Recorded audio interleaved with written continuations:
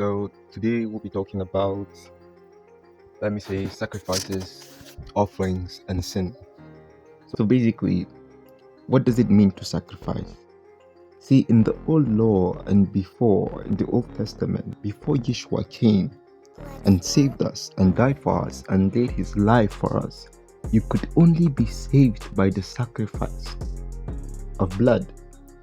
That is why we had high priests, the Levites, the descendants of Moses and Aaron, that could go to the altar and could sacrifice either doves, goats, lamb, all sorts of animals for specific sins, and each type of sin had a specific sacrifice for it. And with that, the people were clean. And that actually made me think, me with my life that I'm trying to not even sin once, those guys really sinned a lot. But their sins was wiped out each time they sacrificed those things. But in the New Testament, the Lord speaks to us in especially Hebrews chapter 10. He says he has no pleasure in those things anymore. He wants you to present yourself as a living sacrifice. And one thing you should understand there is that is very powerful. He said the blood will no longer take away sins. Why? Because he shed his own blood. When you have normal high priest, the sacrifice for the people, for the nation, but they do that more than once.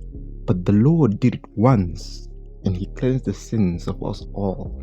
So now through his blood and through faith and through his grace, we are saved, not because we did anything. So now he wants you to give yourself. That is why he says your body is a holy temple of God. Now and then, how do you sacrifice yourself?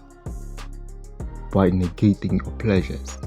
Because just like how you sacrifice that goat, that cow, or whatever you sacrifice, it is something you give in turn for your sins to be taken away from you. So you had to take something out of your belonging. You had to sacrifice something. But now the Lord wants you to sacrifice your pleasure, your lust, your pride, your ego, your envy, your jealousy, whatever that shall make you to not be holy. He wants you to sacrifice and say, I will not do that. Why? Because my body is the temple of God. And by sacrificing yourself to do that, he said that you do that with the hope of knowing that a promise will come after.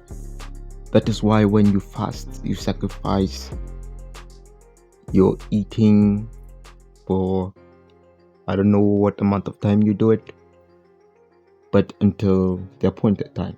And you fast for a specific thing, and you hope that the Lord gives you that thing when you are done. And the Lord does not tarry. He said he will come. He that shall come will come and will not tarry. So are you ready to sacrifice yourself for the Lord? Or are you ready to live for yourself?